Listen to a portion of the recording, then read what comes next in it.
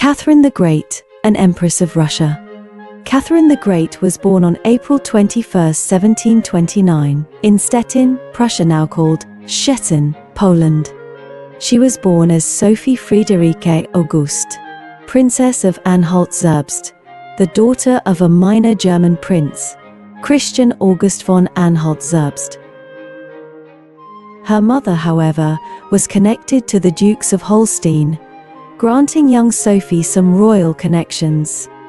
At just 14 years old, Sophie was selected to marry Karl Ulrich, Duke of Holstein-Gottorp. He was the grandson of Peter the Great and the heir to the Russian throne as Grand Duke Peter. In year 1744, Sophie traveled to Russia, where she adopted the title Grand Duchess Catherine Alexeyevna. She married Peter the following year, but their union was fraught with difficulty. The marriage proved to be a disappointment, and the next 18 years brought Catherine much humiliation and loneliness. Path to power. Russia was then ruled by Empress Elizabeth, daughter of Peter the Great. Elizabeth's 20-year reign brought stability to the monarchy.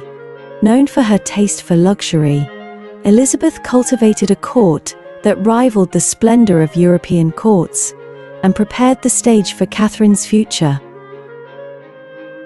Catherine's husband, however, was far from suited for the throne. Peter was known to be neurotic, rebellious, obstinate, and prone to excessive drinking. He held a deep admiration for Frederick II of Prussia, a known rival of Empress Elizabeth. In stark contrast to her husband, Catherine was clear-headed and ambitious.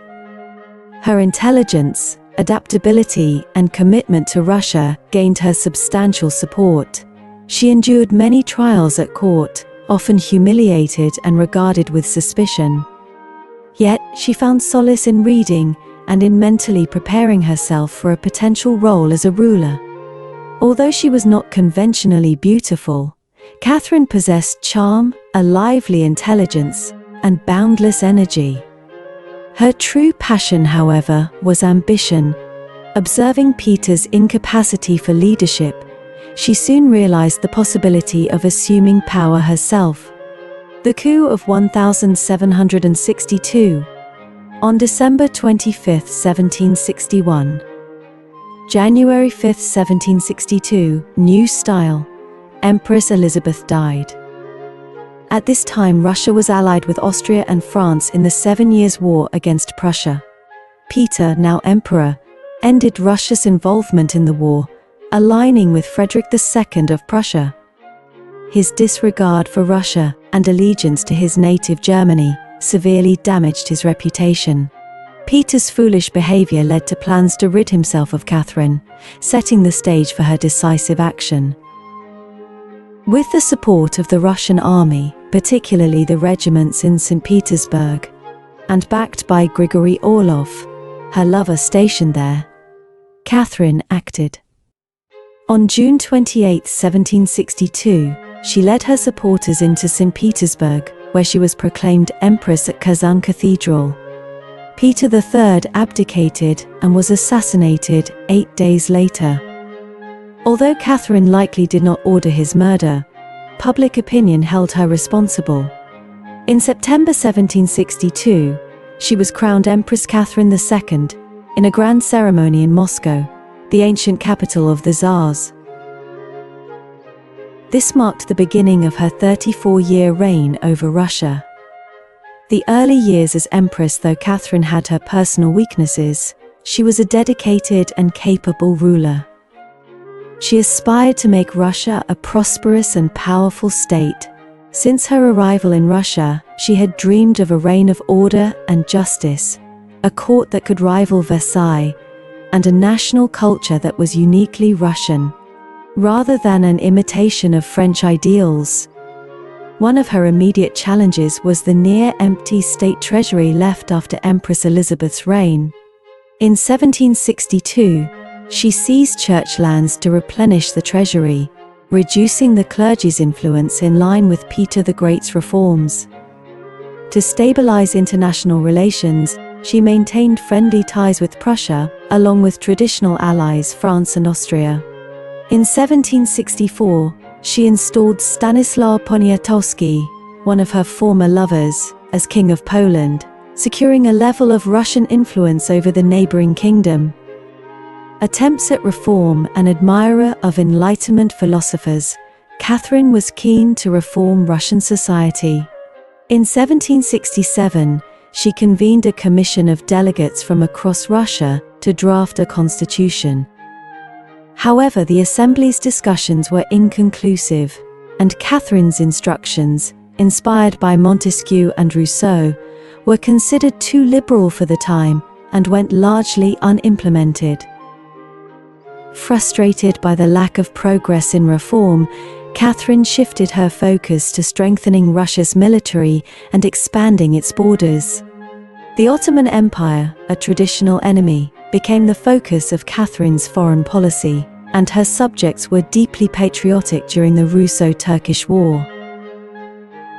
The naval victory at Sesme in 1770 brought Catherine glory, although Turkey continued to fight.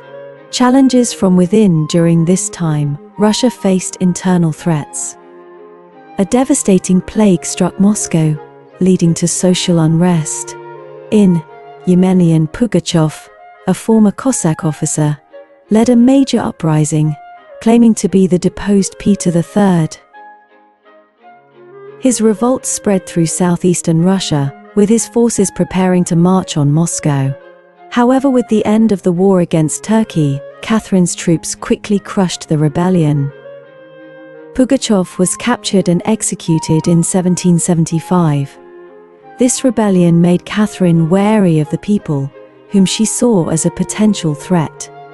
Although she had once considered freeing Russia's serfs, she now accepted their continued subjugation as a necessary evil.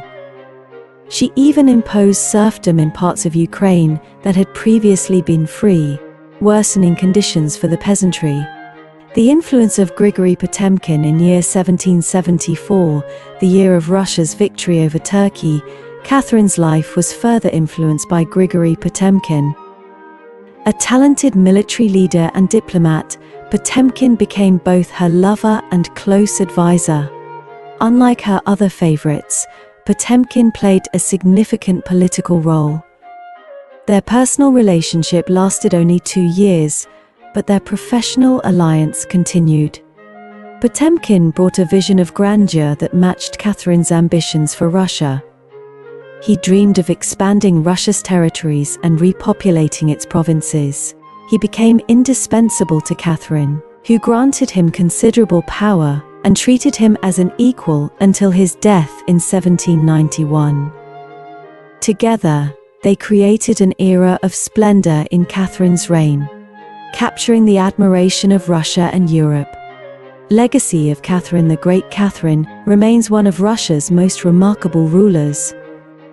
She expanded the empire's borders, modernized aspects of Russian society, and sought to establish Russia as a powerful European state. While her rule saw significant cultural advancements, her policies towards serfdom left a legacy of inequality.